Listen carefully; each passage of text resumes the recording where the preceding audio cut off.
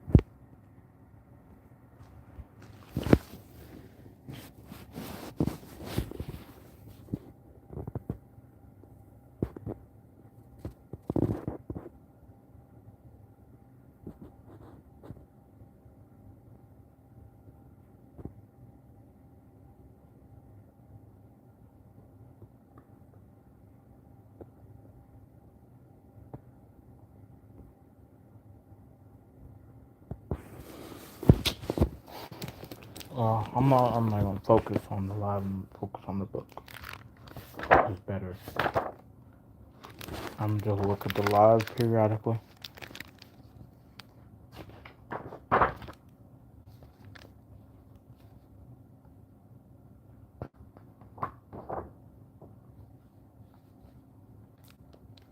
Oh wow, look at this. They even have the justice part. Oh my god, that looks so good. Oh my god, they got. Oh wow, it's like when it happened all the way up until the rebuilding. I like that. That's cool. Chapter 1, The Day the World Changed. Chapter 2, The Aftermath. Chapter 3, The World Reacts. Chapter 4, Justice. Chapter 5, in Memorandum, or Memorandum. Then Chapter 6 is Rebuilding. So that's like 200 pages. Uh, okay.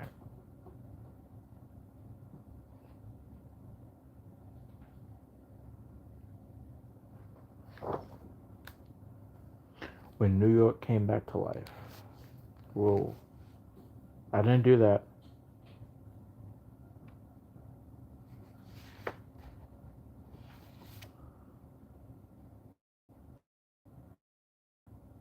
I'm not bringing this book back. I'm reading it. But I'm going to keep this in there. Yeah. This needs to be taped in here. I need some tape so I can tape this back in here. So I can just put it in the crack. So like that. What's up, chat? What's up, y'all? How y'all doing? Haven't been live in a while. I know.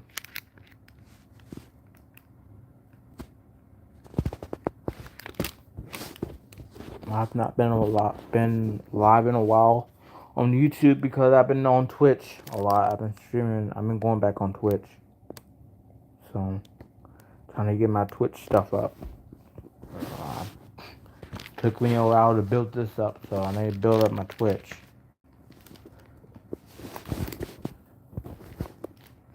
So what is this?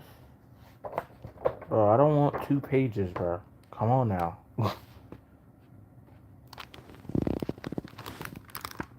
I need to be careful. Rooster MH, what's up, bro? Rooster MH, what's up? Make sure y'all like the live. Make sure y'all go follow my Twitch. Make sure you guys go follow my Instagram. Make sure you do all that. Right now, I'm reading a book about 9/11. I'm not going to focus on the live. I'm going to focus on my phone. But how you doing? Make sure you go follow, drop a subscribe. Haven't been live in a while. I know. Ooh, here we go.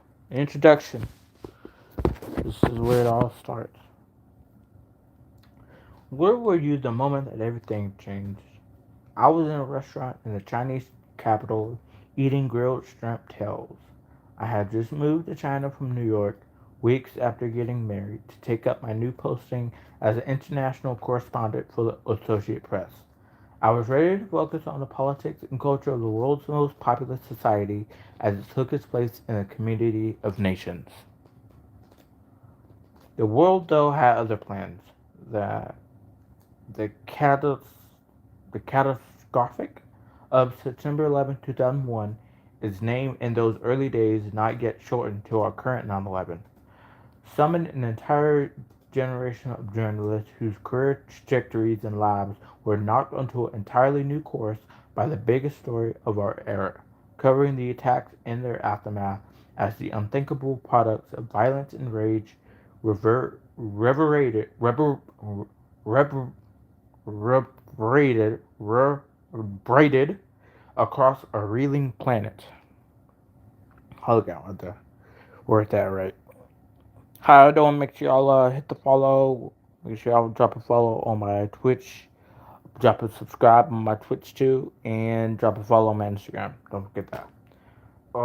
Next, from New York City and its newly named Ground Zero to Washington and the smoldering Pentagon, from towns across the United States to most of the world's capitals, committed AP journalists immediately mobilized and began doing what they do best: gathering information, telling stories, holding officials accountable, trying to advance the power of facts.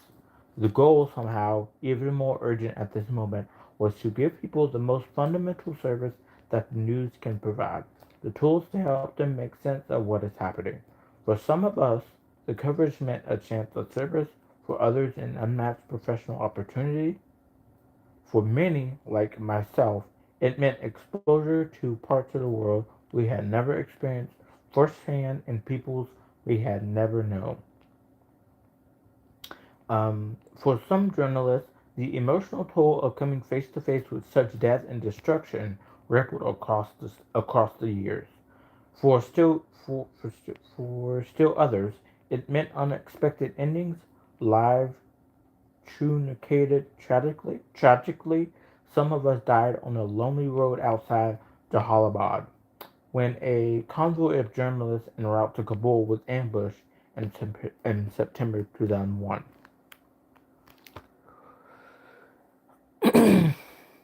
Make sure you guys drop a subscribe and drop a subscribe. I'm reading a book about 9/11. Uh, I don't have my tripod. I can't set up the camera because I'm not really focused on being on the live. I'm kind of more focused on the book. So if you guys are like, I guess, hear it, make sure you guys subscribe. Make sure you guys subscribe. Make sure you guys go check out all of my social medias, especially the Twitch. I'm like, my goal on Twitch is to reach 250 by the end of the summer, which I know it could happen because it's easy. But here we go, back to the book. One of us, Daniel Perel of the Wall Street Journal, was kidnapped in January 2002 after being lured to an interview in Karachi, Pakistan. Pakistan's largest city, and brutally murdered shortly afterward. Oh wow. As soon as it became clear that Afghanistan would be the focus, legends of us were sent in from all corners of the AP, from the Middle East and Africa and Southeast Asia and the United States. Oh wow.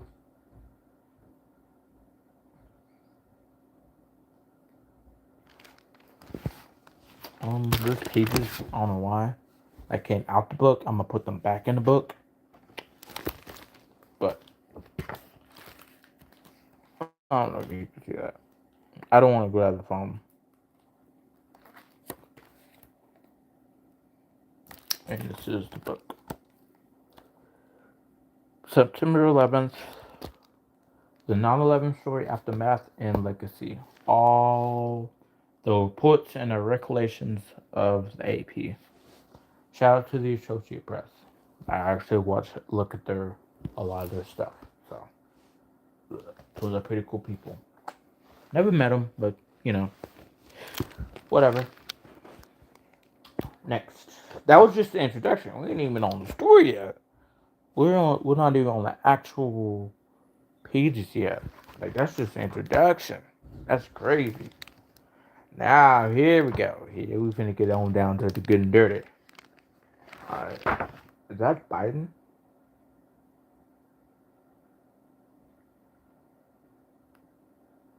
What in the world?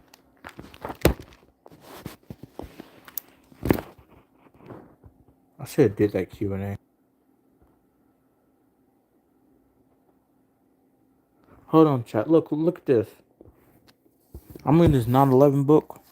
Hello, just spotted it. Just spotted Biden. Senator Biden. AP journalist Ted Anthony left, and Senator Joe Biden of Delaware with walk through a refugee camp in Kabul, Afghanistan, January 11, 2002. That's pretty awesome. I didn't know Biden was in Afghanistan in 2002. Pretty interesting. Found out some pretty interesting stuff, man. Alrighty, here we go. We're gonna continue reading. But this, I'm pretty sure I can read all those. This ain't nothing. You know what I'm saying? This is, you know what I'm saying? All right, here we go. I'm probably just gonna do like a 30 minute to an hour live. I don't know. Depends. Make sure you go follow, subscribe, check out my social medias. Make sure you go do all that. All right. The first stop for so many of us was Pakistan, the Control Bureau for Afghanistan. Um, what's up? What's up? That was where our knowledgeable colleague Kathy Gannon, her vivid dispatches already the stuff of legend within AP, briefed us about what might come next and about the complex politics of both Afghanistan and Pakistan. Suddenly, most of us was submerged in a sea of political subtlety that, frankly, we barely understood. We buried ourselves in books and recent articles and background interviews with diplomats. We gathered sleep when we could and took informal master classes in the AP's Islamabad bureau at the feet of Kathy and longtime AP editor Bob Reed, the role model for a generation of conflict correspondents. We said to ourselves, can we do this? Are we ready? Will we get this right? Will we survive? As the U.S. air war commenced and was completed, AP journalists converged on Afghanistan itself, coming in from Uzbekistan and to Kyrgyzstan and Iran, from Dubai and Islamabad, trying to see firsthand what the aftermath of 9/11 have wrought and what would take the place of the Taliban overthrown by the United States after sheltering the attack's mastermind, Osama bin Laden. We met the unforgettable Amir Shah, AP's courageous Kabul correspondent, who had navigated Taliban rule and walked a tight wire to get the news out in the days after 9/11 without getting arrested or worse. For many of the young Western journalists among us, this all made for an almost unbelievable journalism experience. I remember having conversations with colleagues, people who, like me, had started our careers at small and medium sized newspapers covering cops and municipal government, hoping to one day travel the world as correspondents. Now we are, and it was dizzy. Um, you'll know I'm using the word we here quite literally. Yet I do it carefully and only with certain things because in truth, the we to which I refer, outsiders, usually Westerners, who come to these lands for a professional assignment and could go home anytime they need to, was only a subset of the overall AP we that was creating the journalists used by the world to understand this massive event. We outsiders, some of us veterans and some of us on our own big international assignments, realized how much more our colleagues who were actually from these countries knew about it all than we did. It was their brains that often contained the crucial context. It was their understanding that was more visceral and intimate. I like to think that in the months after I like to think that in the months after the towers came down, by working alongside them, we accumulated a better understanding of all the forces in the world that we didn't know enough about. Hmm. Together, we set out to chronicle this era that was unfolding before us at top speed. The scribblers among us quickly learned the ways of photographers and vice versa. Colleagues we had never met and knew only by their names on emails, we suddenly found ourselves living with. Stories were written to match photographs that had been taken, late night discussions over cheap cigarettes on dust choked cabal evenings, begot story ideas that we rise at dawn to rush out and do. I believe that the cross format journalism so common in the online news coverage of the 2020s, text and video and photograph and audio working lockstep to tell important stories. I need to not lean down my head. Had roots in how journalists worked together so closely during these jumbled days when online journalism was first emerging. I'm gonna set this up. I'm gonna set this book up real quick because I can't. My head, keep leaning down my head, and it's kind of hurting my neck. You can come in. He's gonna come to the attic. Okay, I'm just reading. Okay.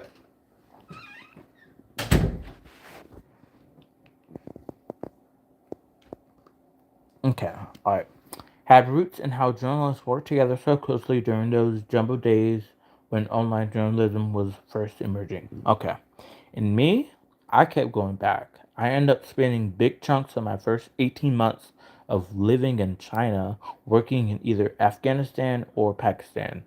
I walked the rutted streets of a refugee camp outside Kabul with a U.S. Senator named Joe Biden. So I'm going to guess this is Ted Anthony telling his experience.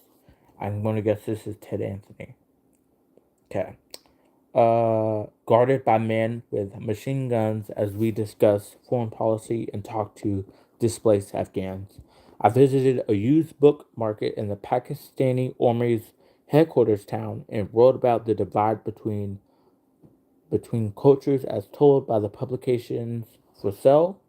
And then said, I spent a day with Afghans who had repurposed hundreds of abandoned Soviet shipping containers into stores and apartments, an entire neighborhood of commerce, street by savage street as they tried to rebuild the capital.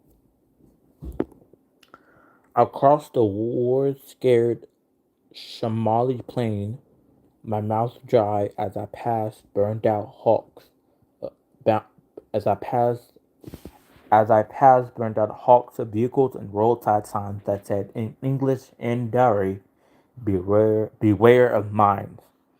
I stood with Zermay Rahel, one of Afghanistan's newest police officers, in a side alley as we dodged the sparks from smoldering irons and watched the satellite dish banned by the Taliban being constructed out of a piece of salvaged sheet metal painted with already whipped Lego logos waylaid, waylaid somehow from its original destiny as a whip topping canister. Oh wow, very interesting. I spent an afternoon drinking tea with the newly minted Ministry of Tourism Abdul Rahman as he passively outlined his efforts to bring visitors back to a reborn Afghanistan. And then, back in town, barely 5 months later, I interviewed his brother, who was trying to solve his brutal murder. Oh wow.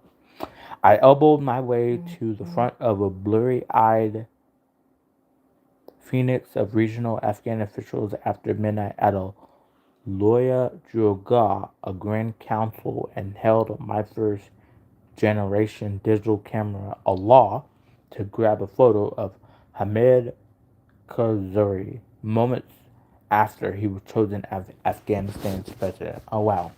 I think I did. I think I watched a documentary on him.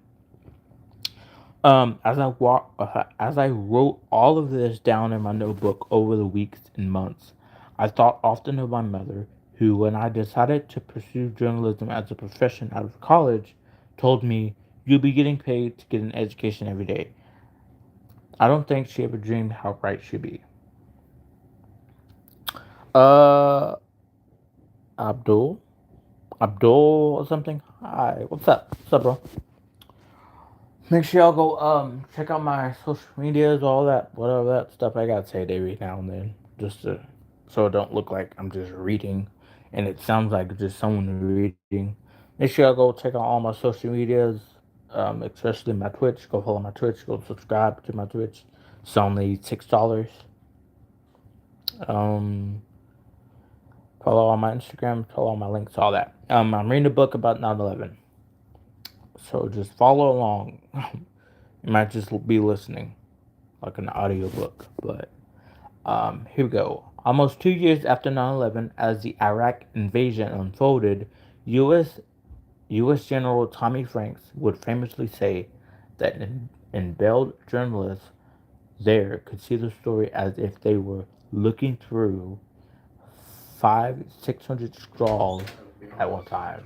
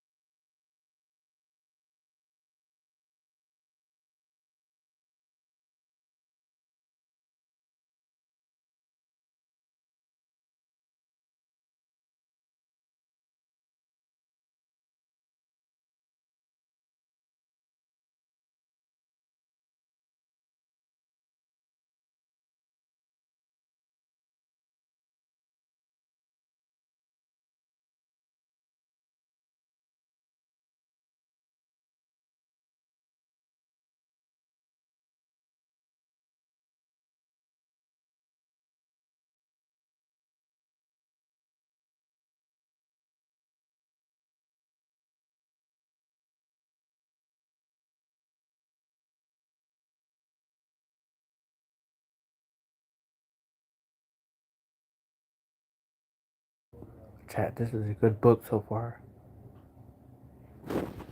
Let me keep reading, but they're doing something. Um, Hold on.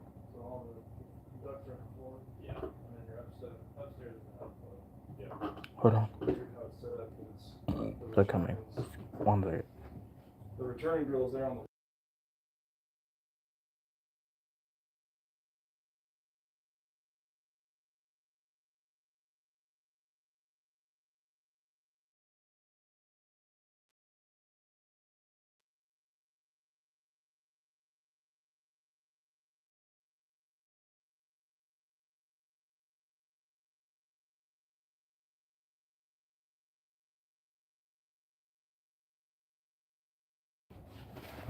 second.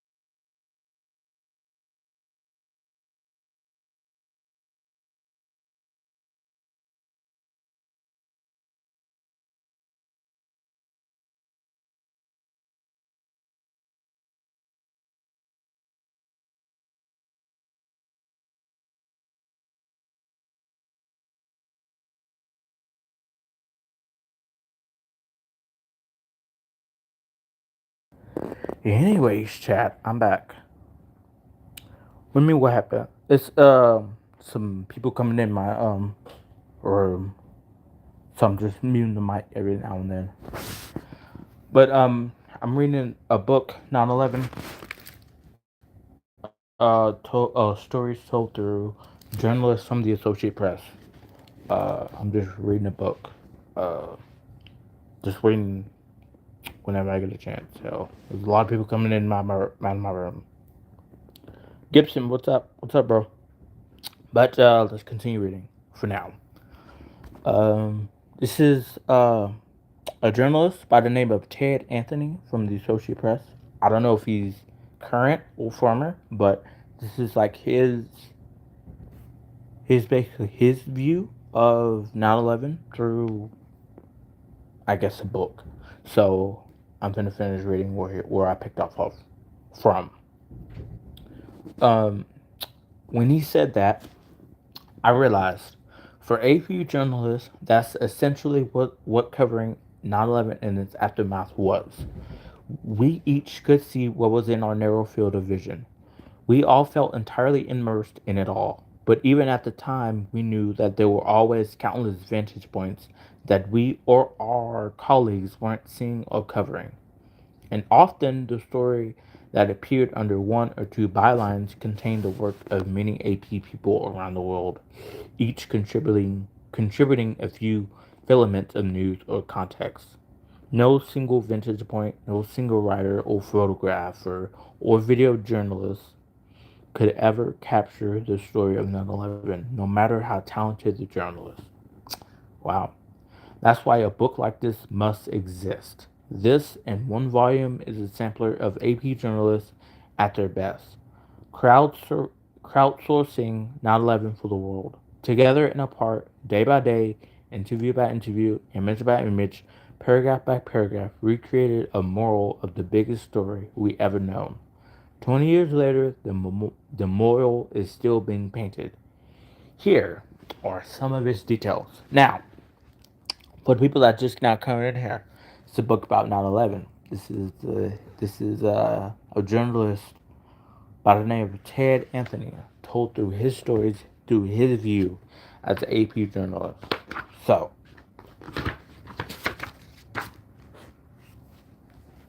now we're getting down to the pictures, which is my favorite. This, what we see, all through here, all up. We got 7:59 a.m. That's when American Flight 11 left Boston's airport for LA. 8:15, United Airlines Flight 175 flight leaves Boston for LA.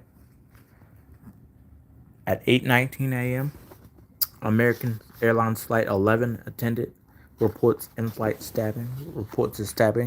At 8:20, Flight 77 American Airlines leaves Washington Airport for LA.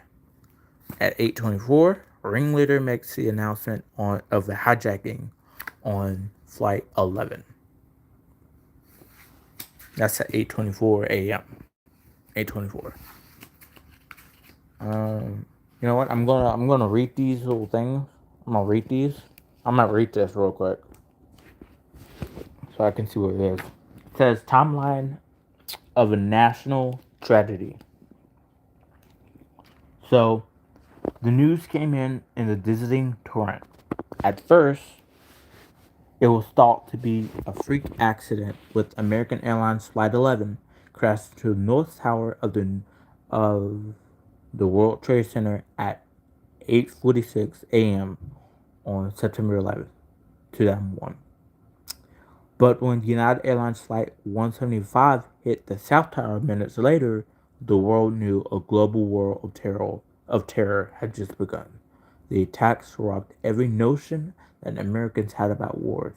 The war was no longer over there, it was going on right here in New York City and in the nation's capital. Another one was somewhere in the sky over Pennsylvania, fought by rebellious passengers against a then unknown enemy. As panic gripped America, the sense of fear and shock spread around the globe. 2,977 victims had perished, and along with them, the world's sense of security from evil. Holy cow. Oh, well, look at this. Look at this, y'all. Hold on. Very interesting. American surveillance tape released September 9th, 2001 shows hijackers Mohammed Attila Wright, him, and and uh, Abdullah Azar Center, which is him, passed through airport security at Portland International Airport on September 11th before boarding a commuter flight to Boston to connect to American Airlines Flight 11. Oh wow, that's crazy. That is crazy. That's insane. Man, I'm so glad I checked out this book from the library. This is a good book.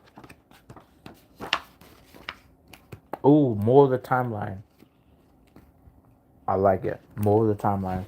Less words, more pictures. That's what I like. Alright. At 8:37, US military is put on alert. Boston's air traffic control contacts his U.S. Air Force Northeast Air Defense Sector needs in upstate New York, which calls in the National Guard at Otis Air Force Base on Cape Cod and commands them to follow Flight 11. At 8:42, United Airlines Flight 93 with 45 people leaves New York Airport for San Francisco.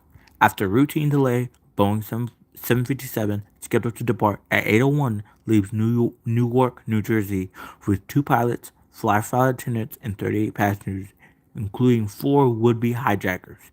The aircraft is laden with 48,700 pounds of fuel. Holy snap. NJ Further, what's up, bro? At 8:46 a.m., American Flight 11 crashed into the North Tower of World Trade Center in New York. Nice. Whoa, that's crazy. Aircraft slammed into the building, instantly killing passengers and crew and hundreds of workers inside as it squarely hits floors 93 through 99. Whoa. Wow. Hundreds are trapped above the 91st floor due to 3 emergency stairwells being destroyed. The New York City emergency squads rushed to World Trade Center. NYFD Battalion Chief Joseph Pfeiffer witnesses crash from 14 blocks away and issues alarms, dispatching units to the rescue and to begin evacuation. Wow, this book is so interesting. Hold on. At 8:50 a.m., President George Bush is alerted. President George Bush, who moments before had arrived at Emma E. Booker Elementary School in Sarasota, Florida, to meet with grammar school children, is misinformed by aides who assumed that a small aircraft accidentally crashed into the World Trade Center. At 8:52, Flight 100 Flight 175, flight attendant calls operator in San Francisco. At 8:52, flight attendant Robert John Frangman announces hijacking to United Airlines operator in San Francisco. By 9 o'clock, passengers Garnett Bailey, Peter Hansen, and Brian Sweeney had all called their families. It would be the last phone conversations of their lives. Oh, wow. I'm pretty sure I'm going to get like I think I'm flagged on that. Hopefully this live don't get flagged. But South Tower building assures workers they are safe. Port Authority employee announces on PA system in South Tower Building 2 that it is secure and there is no need to evacuate. An insurance that proved to be deadly wrong. Wow. At 9:03 a.m., United Flight 175 crashes into South Tower of World Trade Center. Now commandeered by hijackers, the aircraft smashes into Second World Trade Center, making a direct hit on floors 77 through 85 and killing all on board and hundreds in building. Force of explosive damages exits and elevator cables, trapping survivors. Many people trapped by intensive heat and smoke jump from windows, along with victims in the North Tower. Up to 200 plunged to their deaths from the burning towers. Oh wow! All I gotta say, people, was like 9/11 is like one of those, like 9/11 is like one of the big stories that I've learned about in school. Timeline continues. The timeline of national tragedy. That's what it's called. Looking at more timelines, people got Mr. Bush. His if I remember, I was watching the documentary. If I remember, I think this is I don't know if this is, I might be wrong. I don't want to say who it is because it might be wrong. But I think this person is his chief of staff or something, and this is like, I don't know. Hold on, the explanation is right here. I mean, it's all right here. Okay, all right, it's all right here. Okay, here we go. We'll get to know these people. As Dan Bartel, deputy assistant to the president, points. Okay, so yeah, I'm right. That was his assistant. Okay. President Bush gathered information about the church staff from a classroom. As pictured are Deborah Lauer, director of the White House Situation Room. There's a director? I didn't know that. And the White Jacket. And senior advisor Karl Rove, far right. So I'm gonna guess him. Oh wow. This is hurting my neck, y'all. I gotta set the book back up. It's hurting my neck. Alright. Look at this. There's former Vice President Dick Cheney right here. All right, here we go. At 9:05 a.m., President gets news of second hit at World Trade Center and makes plans to leave Sarasota and take charge of the national emergency. President Bush, among listening along with a group of second graders to a story about a pet goat being read, is interrupted by White House Chief of Staff Andy Card. Hold on.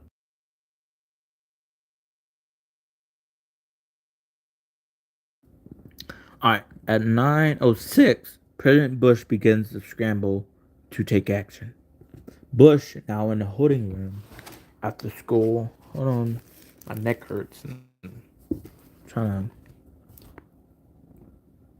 Bush in a holding room at the school contacts former Vice President Dick Cheney, New York Governor George Pataki, and FBI Director Robert Mueller.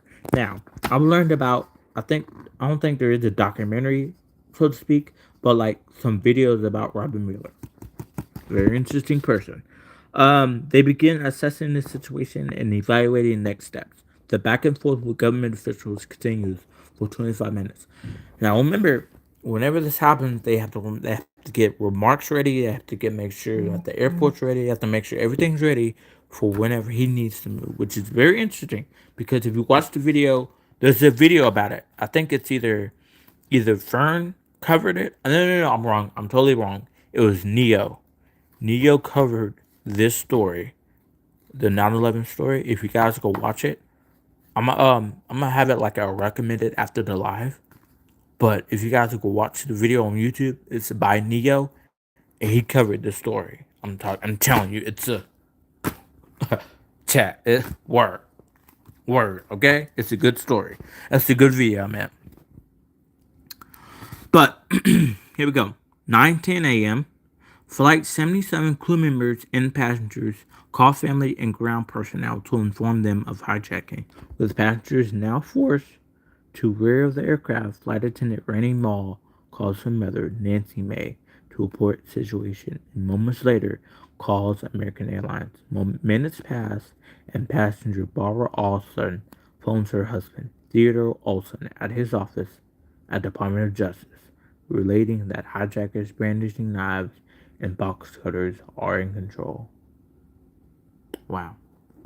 At 9:17 a.m., FAA shuts down all New York City area airports. New York City is the first metropolitan area to ground all flights before FAA spokesperson Les Dorr announces a nationwide shutdown that cancels 36,000 to 40,000 daily flights in the United States, including general aviation flights and incoming flights from foreign destinations. Now, whenever a nationwide shutdown happens like that, that's great. That's like nobody's flying. Like that's pretty kind of. Make sure you guys go follow all my social medias. I've been reading this for a while. I'm moving pretty good. But make sure you guys go follow all my social medias, Twitch, subscribe to my Twitch, follow my Instagram, whatever. W to the Knicks. W. By the way, the New York City Knicks. Y'all won that. Nice. I mean, I kind of, Oklahoma City, we gonna come back up. But, you know what I'm saying? Y'all took that, whatever. Anyways, but that's off topic.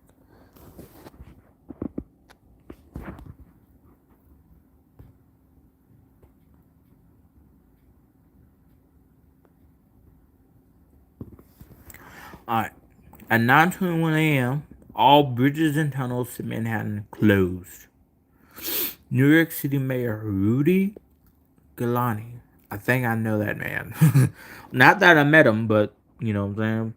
His name is very familiar at now times. Recently rushed to its first temporary command post near the World Trade Center.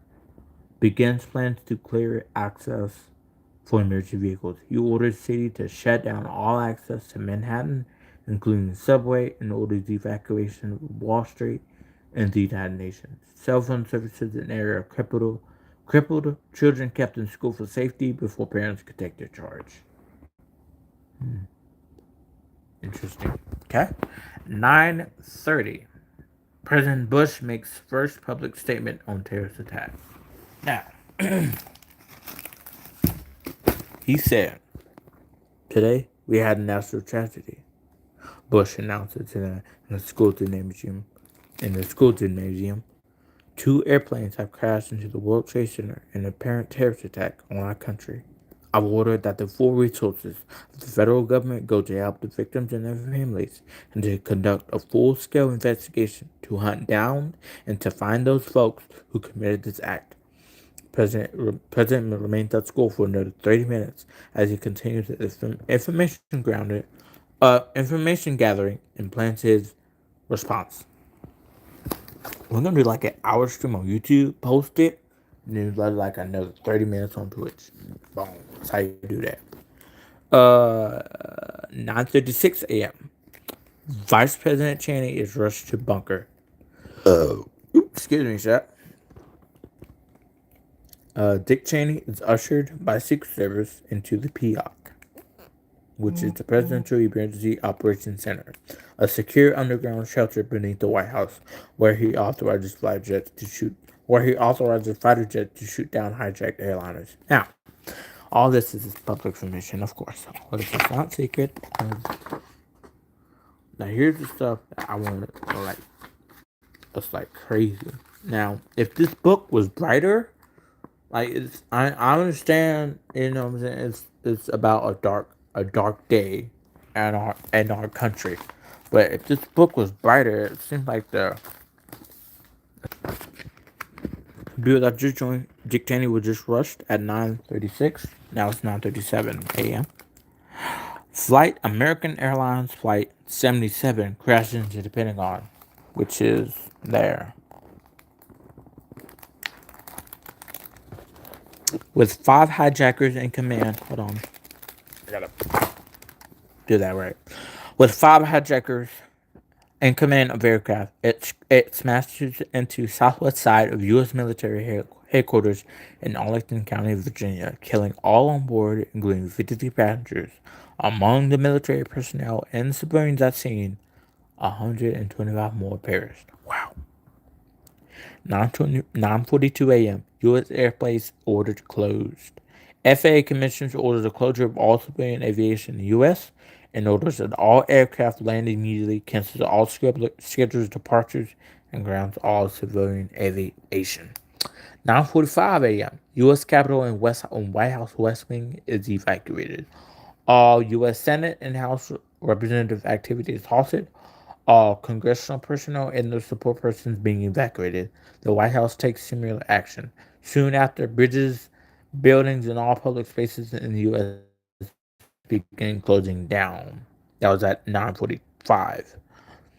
At 9:54 a.m., President Bush leaves Sarasota. Air Force One departs with no announced destination. Washington is feared to be too dangerous for President Bush is ruled out. Bartersville Air Force Base in Louisiana, manned with military personnel and air support, is deemed more secured. Airbus traffic control gets word the president is on his way there. Now,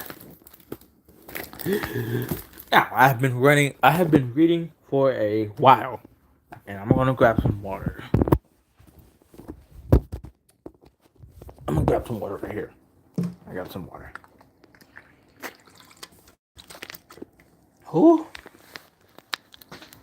I don't even think I read that. Oh, Snapchat. I didn't even read this. There's a whole piece right here.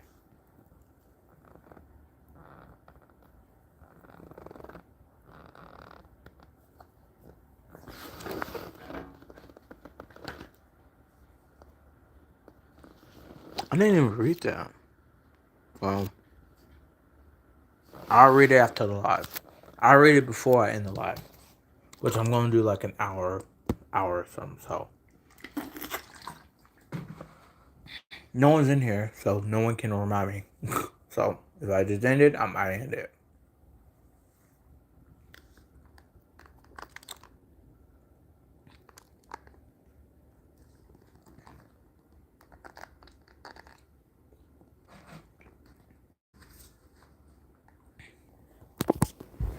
Alright, got me some water.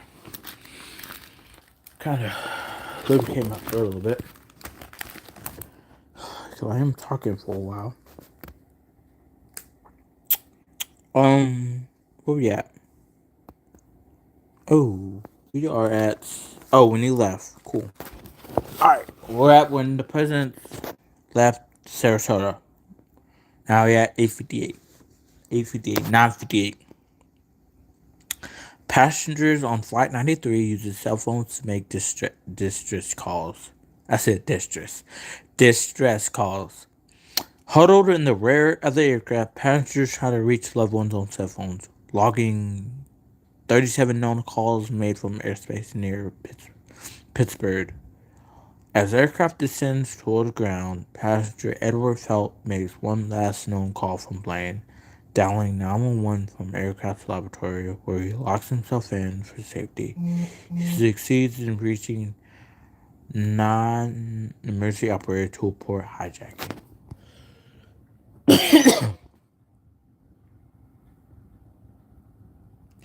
Oh wow, I just got a notification. Country star Ella Langley draws 8,000 fans to a sold-out OKC shows as Lions roaring hours. Nice. Nice. Ella Langley, shout out to you. I'm talking for a while. Am I really coughing? Cough. Talking for a while. We'll stop. We'll stop probably. We're on page 8. We'll probably stop page 15. Probably like that. Probably 15. 15's good. We'll stop at page 15. That's a good hour or whatever. Oh, right. I just read that. Now at 9:58 a.m., the South Tower of the... Hold on. Wait, go back.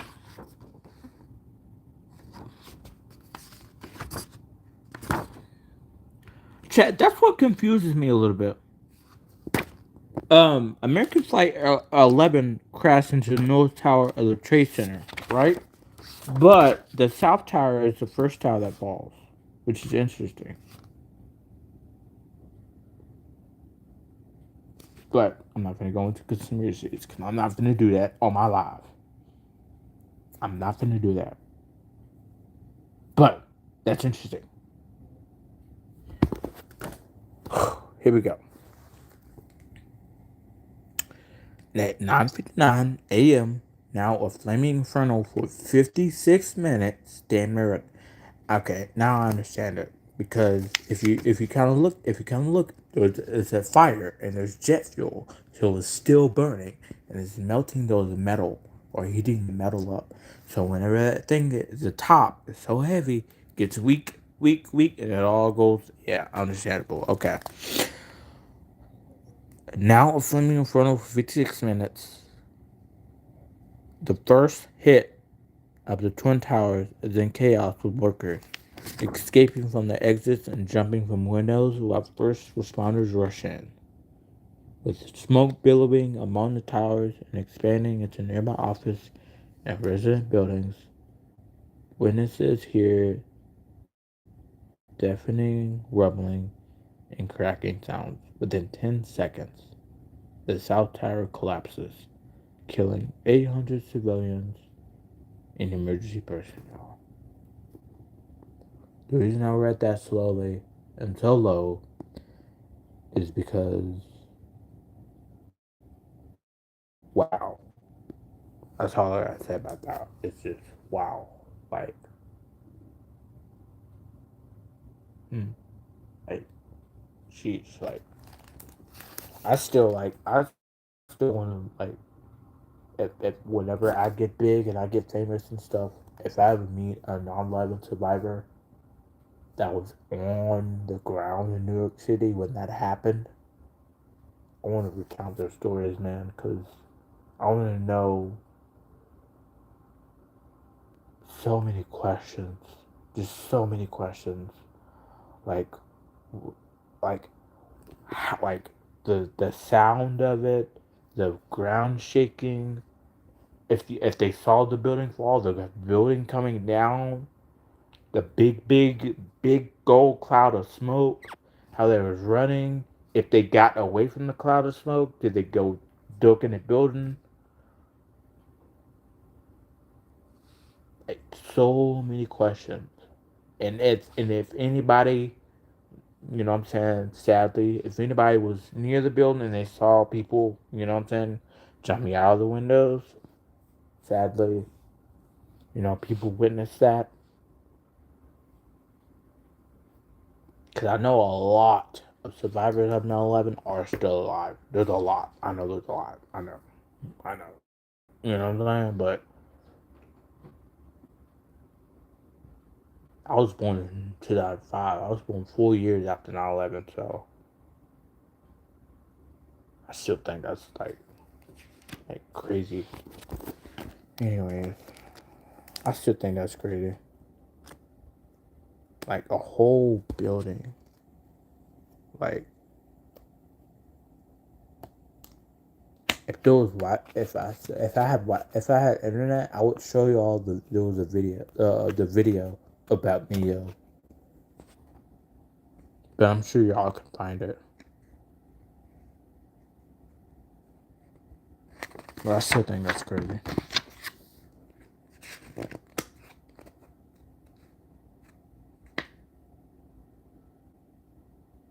I should have did an hour. I should never did an hour because I'm messing up my average viewers. But whatever. Then we don't pay full already. Here we go. This is last words from the victims. Let's roll. This is from Joanne Lovey-Gloy.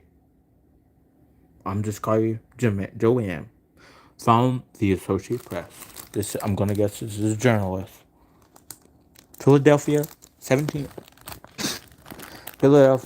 September 17th, 2011. 7 days after. Are you guys ready? Let's roll. Is an expression Todd Beamer used whenever his wife and 2 young sons were leaving their home for a family outing. The businessman and Sunday school teacher said the same thing before he and other passengers apparently took action against hijackers on board United Airlines Flight 93 on Tuesday, shortly before the plane crashed in a western Pennsylvania field. Wow. Oh, whoa. Hold on, let me...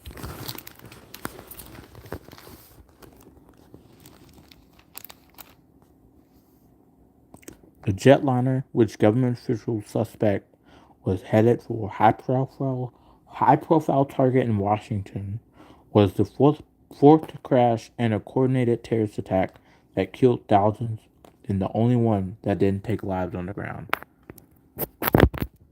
I still think that shit crazy. Todd Beamer. I'm gonna say his name. Todd Beamer. 32, placed a call on one of Beamer's Boeing 757's onboard telephones and spoke for 13 minutes with GT operator Lisa Jefferson. Someone's gonna come up in my room, so I might go mute in a second. Said Beamer's wife, Lisa. He provided detailed information about the hijacking and after the operator told him about the attacks on the World Trade Center and Pentagon.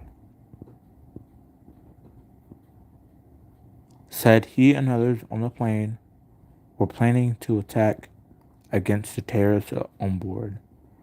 Before the call ended and was yelling heard in the background, Beamer asked the operator to pray with him. Wow. I want to meet the operator.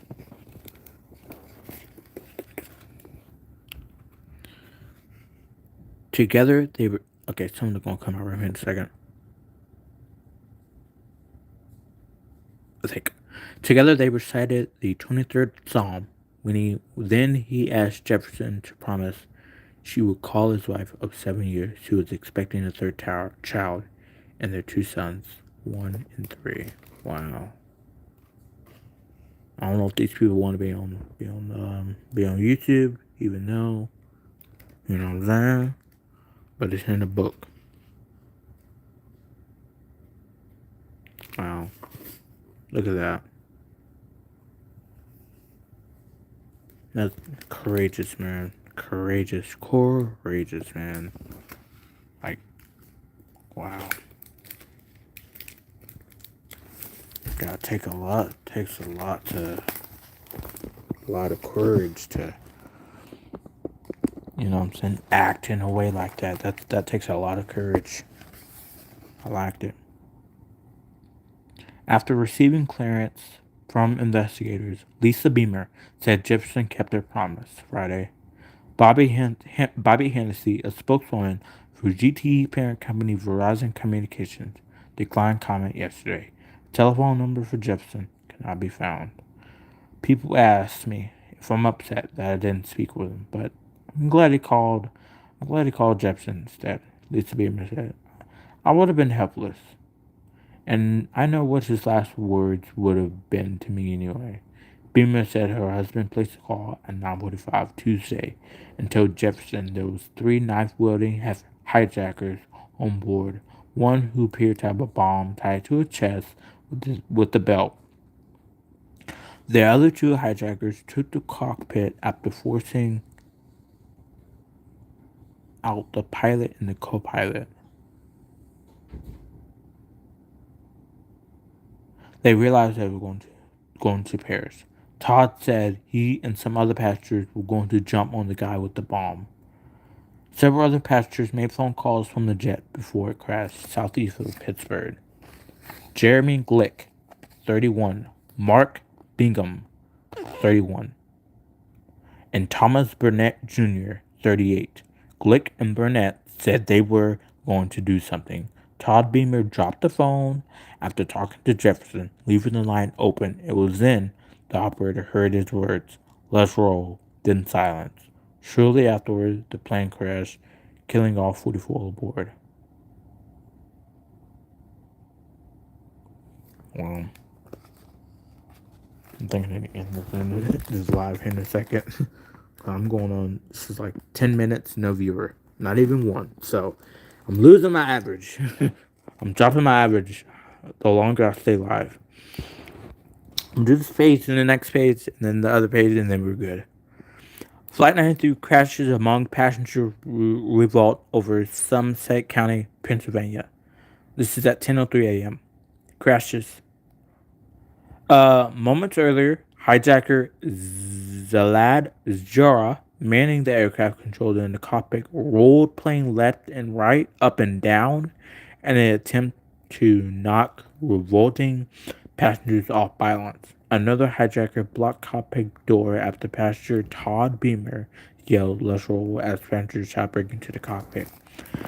Hijackers decide to nosedive plane. The aircraft reportedly intended to crash into the White House or the U.S. Capitol, now just 20 minutes flying time away. It crashes onto a field near Shanksville, Pennsylvania, killing all on board 33 passengers and 7 crew members. At 10:15 a.m., Pentagon section. Wait, that section collapsed? Huh. A portion of the west-facing outer E-ring of fire now for over 30 minutes reaches 2,000 degrees Fahrenheit and collapses, while surviving Pentagon workers remain at work in unaffected areas. Wow. Secretary of Defense Donald Rumsfeld. I'm going to search him up. Donald Rumsfeld, who was in his office on the other side of the building, rushed to the crash. I think, what's that famous photo? There's that photo where he's walking on the ground. I think it's not in here, though.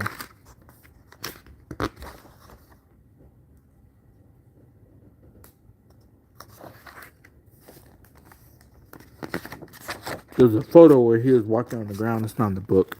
I'm pretty sure it's in the back of the book, but there was a photo where the Secretary of Defense was walking around with his staff, and his staff was trying to get him to safety. That's what you call a freaking defense person right there. You know what I'm saying? Want to go where the people are. Just like Pete Hegseth, he goes where the people are. Anyways, 10:28 a.m. North Tower of World Trade Center collapses. So, let's do a little recap, people. North Tower collapses at 10:28. The South Tower collapses at 9:58, at 9:59. So that's like, what's that? About 28 minutes? I say 29? 30 minutes apart? Or am I wrong? Or is that an hour? That might be an hour and 30. Or is that 30 minutes? I don't know. One or the other. Alright. With upper level stairwells blocked and scores of trapped workers having jumped to their death, the sculpture finally collapses after burning for 102 minutes. So that's over an hour. That's definitely over an hour. Seconds before the fall, a loud screeching roar similar to that heard seconds before the South Tower had collapsed, jolts onlookers, and survivors trapped within the structure exceeding at 1,800 persons, most of whom perished. Wow.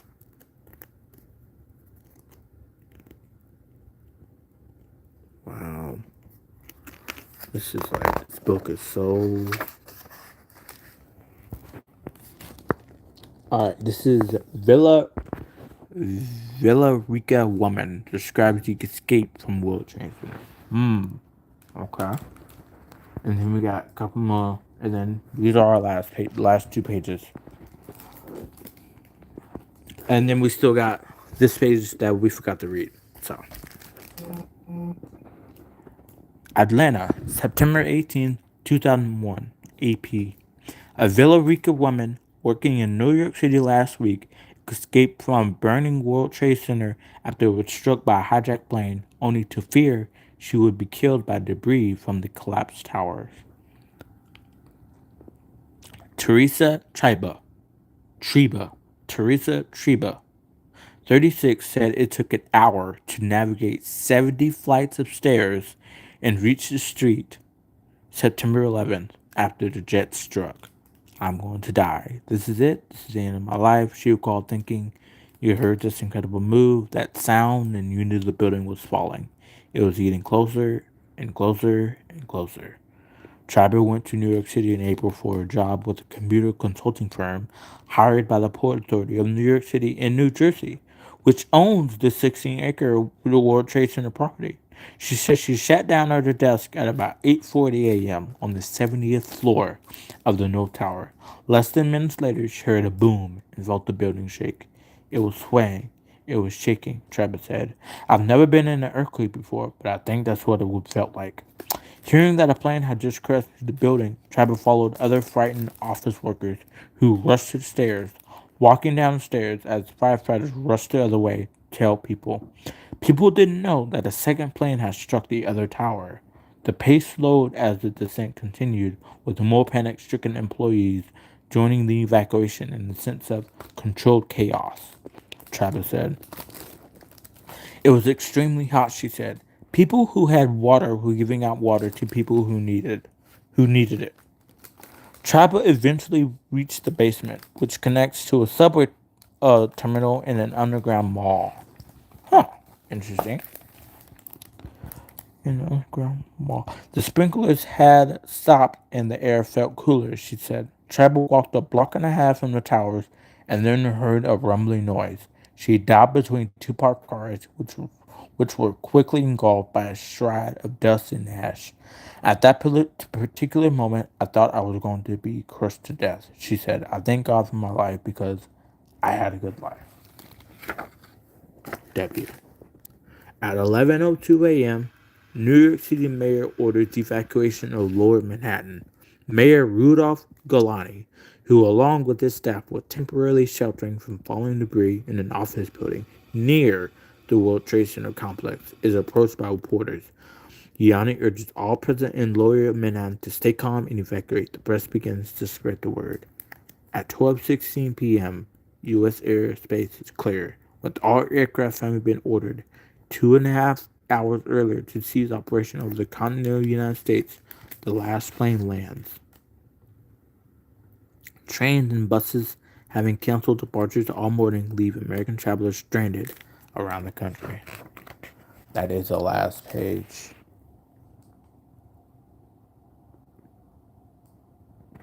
Wow. That is the last page of the book, chat. www.book. www.book.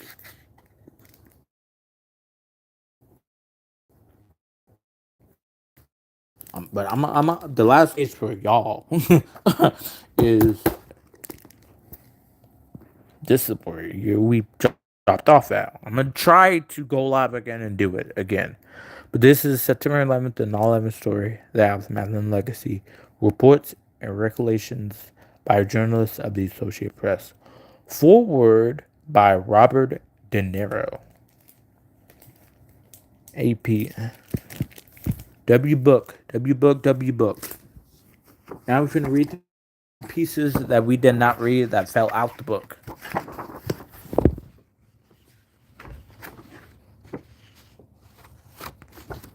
Yeah, we definitely need to put this back in here. We need to tape it. I need to tape these pages back in the book so I don't get in trouble. But we're going to read this page real quick because we missed it. How AP Covered September 11th by Mark Mitchell-Staub. Mounting a Douglas attack against the United States, terrorists crashed 2 hijacked airliners into the World Trade Center and brought down the twin 110-story towers Tuesday morning. A jetliner also slammed into the Pentagon. The seat of government itself came under attack. Thus did the American Press chronicle an unimaginable day of turmoil and gore and heartache, the worst terrorist assault on American soil, the bloodiest moment in New York City history. Keep showing y'all my finger, dirty ass fingernails. One just unliked. It was at four likes. Now one unliked. Why'd you unlike it? You could have kept it. The biggest story in a generation. A day unlike any other since the AP began reporting the news in the middle of the 19th century. Altogether, AP will file 25 news alerts, 18 bulletins, and 2 flashes. Over the hours and days to come, virtually all staffers in every AP outpost across the planet threw themselves into what one New York City reporter called the story of our lives. They gave up weekends and vacations and sleep, some not going home for days. They stepped through rubble and inhaled the dust and the smoke of the Trade Center's ruins. They worked on, even as some feared for the safety of friends and loved ones, even as some were forced from their homes by the calamity. That day, and for months and years to come, they told the era's most important story to a world that hung on every image and word. EP copy was quoted by broadcasters in every time zone on every continent. Online news sites grabbed the latest developments from AP digital sites. AP's online sites at the time, The Wire, had 10 times the normal amount of traffic, near the capacity of its servers. Within hours, nearly 200 newspapers printed extra editions, meaning headline simply attacked or terror, to report the extraordinary events to eager readers. Largely filled with AP stories and photos, these editions sold out quickly. Several pages printed rare second extras with more details and photos. Your people in New York City and DC did a hell of a job today, wrote Jack Ryan, publisher/editor of the Enterprise Journal in Macomb, Mississippi.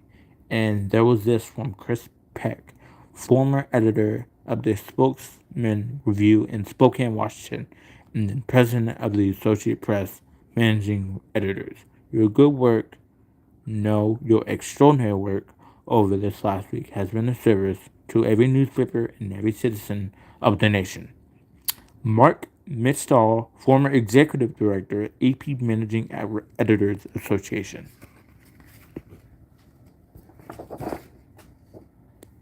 Wow. And I already read these. WWW book. Holy cow. We read 15 pages and that took an hour. Or no, it didn't take an hour. I'm just kidding. But we read 15 pages that were really, really good. Really, really good pages, actually. Pretty sure it was this one right here. No. What's the concept? I think it's right here. Or in front. Like right here. Yeah, it's right here. Oh, it's not.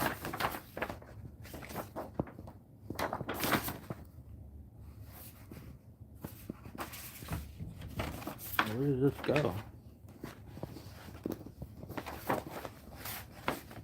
I don't know, I'm putting it back. I don't feel like that. It goes like this. Does this go in the front of the book? No, it don't go in the front. I think it's something like this. I actually don't know where it goes now. Oh no! I think it goes like that. not even kidding.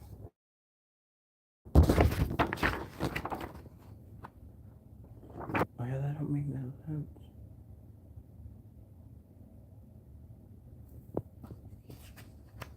I mean, it should be like that, and then the title like this.